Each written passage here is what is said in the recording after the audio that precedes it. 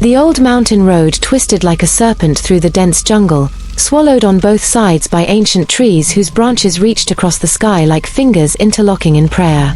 The headlights of the white car carved two pale tunnels through the darkness, and inside, Zara pressed her face against the cold glass window, watching shadows dance between the trees. "Are you sure this is the right way?" she asked, her voice soft, uncertain. Ryan kept his eyes on the road, both hands firm on the steering wheel. He was 26, broad-shouldered, with dark eyes that carried a quiet confidence, the kind of confidence that had made Zara fall in love with him 3 years ago. They had been married just 4 days. This mountain getaway was supposed to be their honeymoon, a secret escape from the noise of the city, from relatives, from celebration. "The GPS says 2 more kilometers," Ryan said, glancing at his phone. The signal had been dropping for the past hour. "Trust me." Zara smiled, though something inside her felt uneasy. She looked down at her hands, at the simple gold ring on her finger, still new, still slightly unfamiliar. She was 23, with long black hair that fell past her shoulders and eyes the color of warm honey.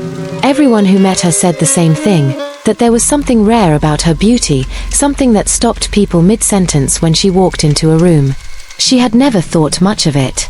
Beauty, she had always believed, was just light falling on ordinary things.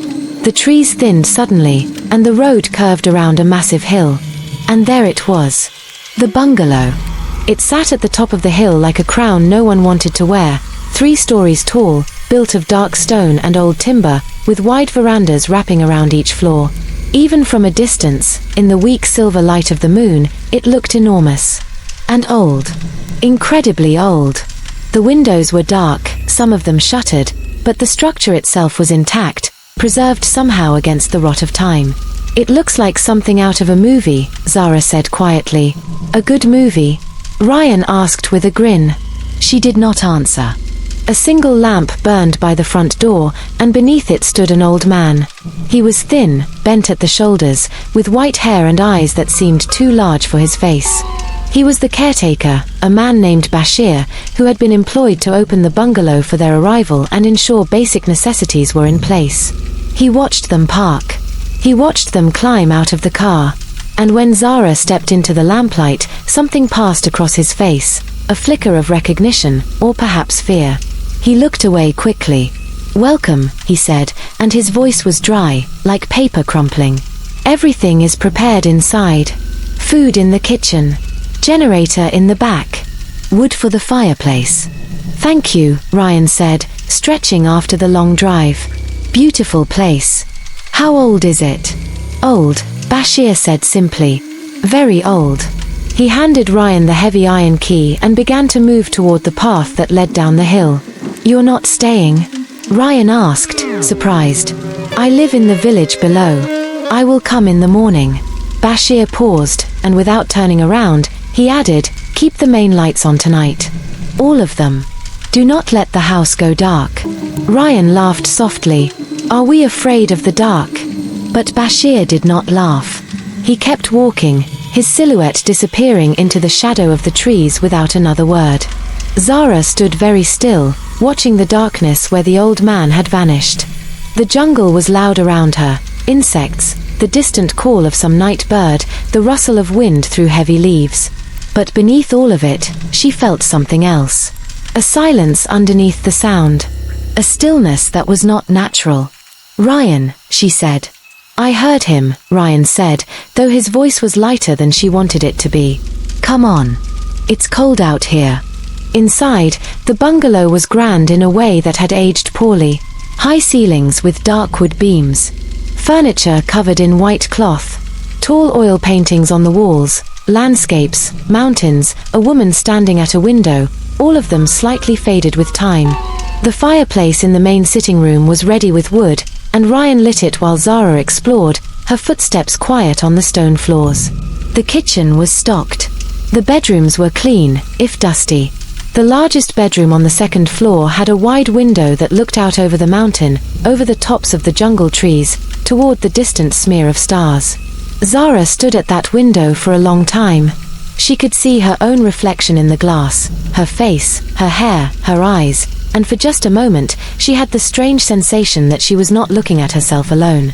That something behind her in the room was also looking at her. Through her. With great and patient attention. She turned quickly. The room was empty. She pressed her hand to her chest, felt her heartbeat, and laughed at herself quietly. They ate dinner by the fireplace, simple things Ryan had packed: bread, cheese, fruit, hot tea from a thermos. They talked about small things, comfortable things, plans, the future, the names they liked for children one day. The fire crackled and the house settled around them, old wood contracting in the night cold, making sounds that were almost like breathing. Almost. They went to bed just after midnight. Ryan fell asleep quickly, as he always did, deeply and without ceremony. Zara lay beside him, listening. At first she heard nothing beyond the normal sounds of the house and the jungle. Then, from somewhere far below, perhaps from the ground floor, she heard something. A sound like the slow dragging of furniture. Then silence. Then 3 knocks, low and deliberate, against what seemed to be the floor beneath them. She held her breath. Silence. She told herself it was the house settling. Old buildings spoke at night. She closed her eyes, pressed herself against Ryan's warmth, and eventually slept. She did not dream. Or rather, she did not remember dreaming. Morning came grey and cool. Zara woke before Ryan and went downstairs to make tea. The house in daylight was less threatening but no less strange. Everything in it seemed to carry the weight of time, as though the objects remembered lives lived around them. She stood at the kitchen window, watching the mist move through the trees below the hill, when she noticed something in the overgrown garden at the back of the bungalow. A flower. Just one.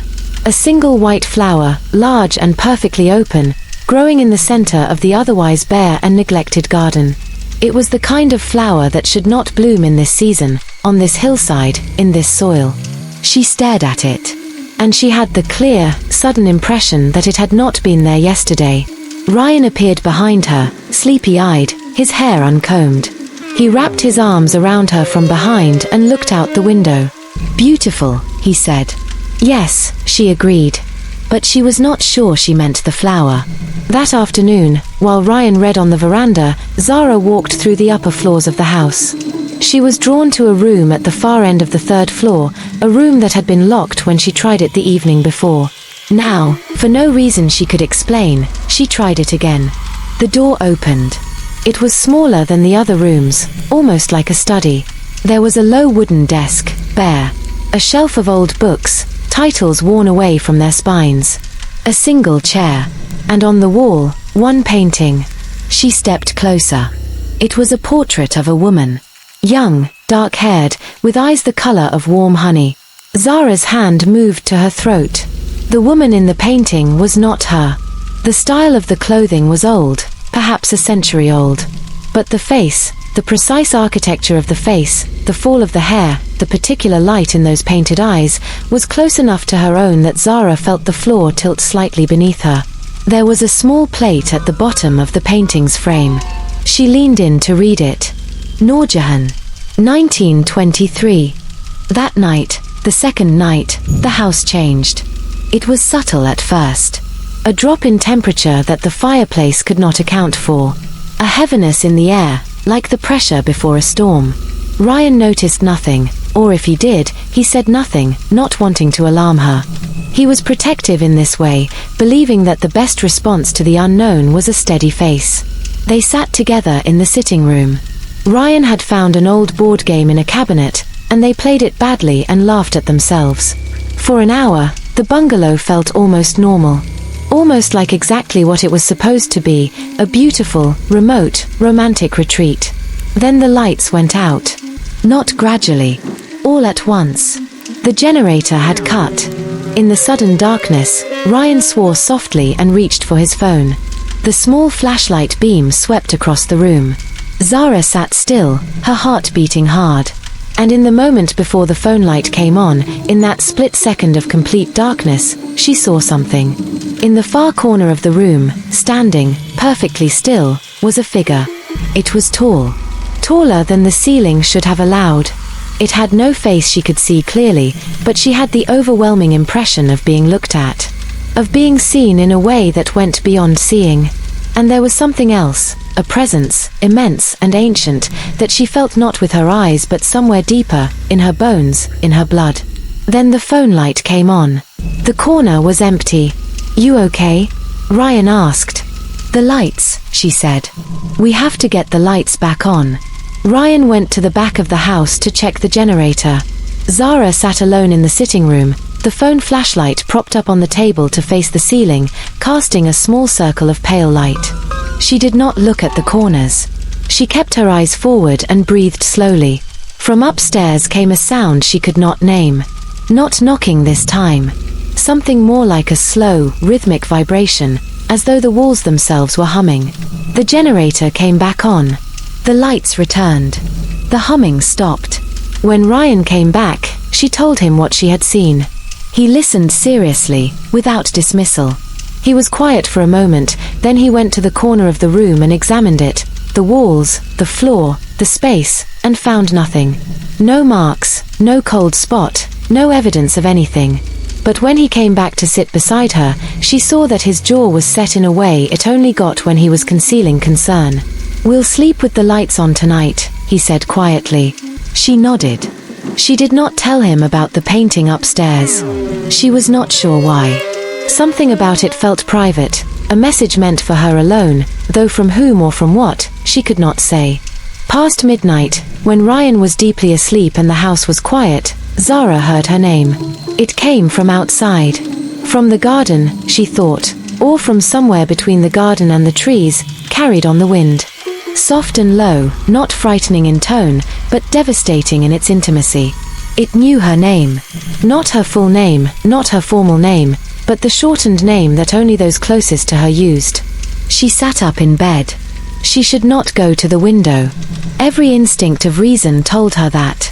Every story she had ever heard, every warning she had ever been given about the dark and what lived in it, told her to lie back down and pull the sheet up and breathe.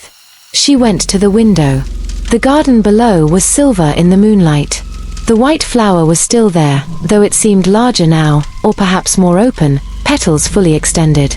And in the garden, standing near the flower, was the figure. In daylight, if daylight could be said to belong to something like this, it might have appeared as a man. It was shaped like a man. Tall, broader than ordinary, and absolutely still. It stood facing the window. Facing her. She could not see a face. The moonlight did not help here. But she felt the attention of it, focused, complete, undivided. And with that attention came an emotion she had not expected. Not malice. Not hunger, the way ghosts and dark things were supposed to feel. What she felt radiating from below, from that still and watching shape, was something far more unsettling than hatred. It was longing. She stepped back from the window. Her hand found the wall. She stood there in the dark room, her heart hammering, Ryan's breathing even and steady behind her, and she understood something that she could not have put into words easily but that she knew with absolute certainty. Whatever lived in this house, whatever ancient, immense, terrifying thing occupied the darkness here, it had not come to harm her. It had come to see her. Because she looked like Noorjahan. And Noorjahan, dead for 100 years, had been someone it loved. Zara did not sleep again that night. She sat on the edge of the bed, watching the window, until the darkness outside began to grey and the birds in the jungle trees started their dawn calling. Only then did she lie down and close her eyes, though sleep would not come. By morning, she had made a decision. She was going to go back to the locked room. The room with the painting. She told Ryan she wanted to explore the house more thoroughly, and he joined her, which made her feel both safer and slightly frustrated, as though she needed to speak to someone who was not available to her in the presence of another person. They went through the house room by room, discovering things. A set of hunting rifles, decades old and useless, locked in a cabinet. Boxes of personal letters in an upstairs cupboard, the handwriting faded to illegibility. Photographs framed and hung in a back hallway, family portraits from the 1920s and 1930s, formal and unsmiling. In one photograph, a young woman stood on the front steps of this very bungalow. Dark hair. Eyes bright even in the black and white image. Zara gripped Ryan's arm. "Who is she?" he asked. "The woman in the painting upstairs. Her name was Noorjahan." Ryan looked at the photograph, then at his wife. He was quiet for a moment. "She looks like you," he said. "I know." There was nothing more to say about that, so they said nothing more. That evening, Zara sat alone in the small room with the painting while Ryan cooked dinner below. She sat in the single chair and looked at Noorjahan's face, and she spoke aloud into the quiet. "I am not her," she said. "I understand that you may think otherwise. Or perhaps you know, and it makes no difference to you. But I want you to know. I have a life. I have a husband I love. Whatever she was to you, whatever she meant to you, I am not her, and I cannot be." The room was very still. Then, from somewhere that was not any particular direction, she felt a shift. A release of pressure, like a held breath slowly let out. The temperature in the room, which had been cold, rose slightly. The air changed. She sat there for a long time after, not speaking, not afraid. Just present. Bearing witness to something old and sorrowful that had waited, in its darkness, for longer than she could imagine. The storm came without warning on their third night, descending from the mountains with sudden ferocity. Rain hammered the bungalow's roof. Lightning turned the jungle momentarily white. Thunder rolled across the hills in long, reverberating waves. Ryan had gone tense since nightfall, though he had said nothing specific. He paced. He checked locks and latches on the windows. He kept looking toward the ceiling, as though listening for something above the storm. "You feel it too," Zara said. He looked at her. Yes. That was the first time he admitted it. She told him everything then, the figure in the garden, the painting, what she had sensed on the second night. Ryan listened without interrupting. He was a rational person, a practical person, but he was also honest with himself, and whatever rationalism he possessed was not sufficient to explain what 3 nights in this house had pressed into his awareness. When she finished, the storm was at its height. The lights flickered. "We should leave tonight," Ryan said. "The road will be flooded," Zara said. "We'd have to wait until morning." A silence between them. Both of them listening to the storm, and beneath the storm, to the house. Then came the sound that ended all debate about what was real and what was imagination. It started on the ground floor. A sound like every piece of furniture in the sitting room moving at once, sliding against the stone floor in a slow, deliberate circle. Then it came up the stairs, not footsteps, nothing so simple, but a presence ascending, a weight of intention moving upward through the old bungalow. It stopped outside their bedroom door. Ryan put himself between the door and Zara without thinking, without speaking, his arms slightly raised, his posture the ancient human posture of confrontation with what threatens. Zara touched his arm from behind. "No," she said quietly. She moved around him to the door. "Zara." She opened it. The hallway beyond was empty. Dark, lit only by the lamp at the far end of the corridor. Cold. The air there smelled faintly of something she could not name, something old, something wild, something that did not belong to the world she had grown up in. She stood in the doorway and she spoke to the emptiness. "I am leaving tomorrow," she said. "I am going home with my husband. What is between you and Noorjahan, whatever was lost, whatever was never finished, I am sorry. I am truly sorry. But it belongs to her, and she belongs to history, and I belong to the living." She paused. "Let us go in peace. That is all I ask." The cold in the hallway deepened for one moment, a single moment of such intense, aching stillness that it felt like the entire mountain holding its breath, and then it passed. Like something departing. Like something stepping back and away, over a threshold that led not to another room but to another world entirely. The lights stopped flickering. The storm, though it did not end, seemed to quiet slightly. Ryan stood behind her, very still. She closed the door. They sat on the bed together, side by side, his hand over hers, and they waited for morning. Bashir came at first light. He found them ready to leave, bags packed, standing on the front veranda with the look of people who have passed through something and come out the other side. He looked at Zara with those large, careful eyes of his, and she saw in them neither surprise nor apology, only a tired, ancient recognition. You know what this house holds, she said. It was not a question. Bashir inclined his head. I have been its caretaker for 40 years. My father before me. His father before him. He was quiet for a moment. The last family that stayed here was 20 years ago. They left in the middle of the night. Why did you not warn us properly? Ryan asked. There was no accusation in his voice, only a need to understand. I tried, Bashir said simply. The lights. Keep them on. He looked at Zara. But the jinn who lives here, it is not violent. It has never hurt anyone. It is only lonely, Zara said. Bashir looked at her with something like respect. Yes, lonely. And you, Bibi, forgive me, you look very much like Noorjahan. I know. The old man nodded slowly. Zara looked up at the bungalow one last time. In the grey morning light, with the rain-washed air all around them and the jungle dripping and the birds beginning their chorus, it looked different than it had on arrival. Not less haunted, but more understandable. A place where something had happened and never been resolved. A place where a very old heart had refused to stop waiting. She was not Noorjahan.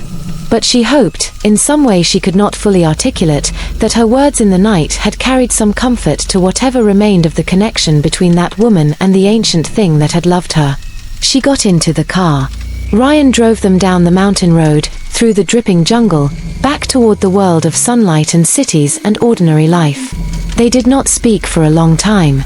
The road was wet but passable, the sky lightening from grey to pale gold at the horizon. After half an hour, Zara looked over at her husband. Are you all right? She asked. Ryan glanced at her. The corner of his mouth turned up, not a full smile, but the beginning of one. I am now, he said. She reached across and took his hand.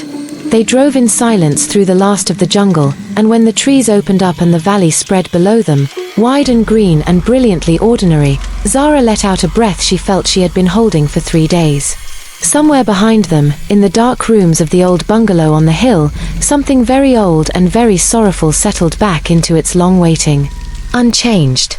Unchanging. But perhaps, just perhaps, slightly less alone than before. Epilogue. 3 months later, Zara was cleaning out the bottom drawer of her wardrobe when she found something she had not put there. A small, pressed flower. White. Perfectly preserved. She stood for a long moment, holding it in her palm. Then she went to the window, opened it, and let the wind take it. She watched it go, white against the blue sky, turning over once, twice, until it was out of sight. Goodbye, she said softly. And she went on with her day.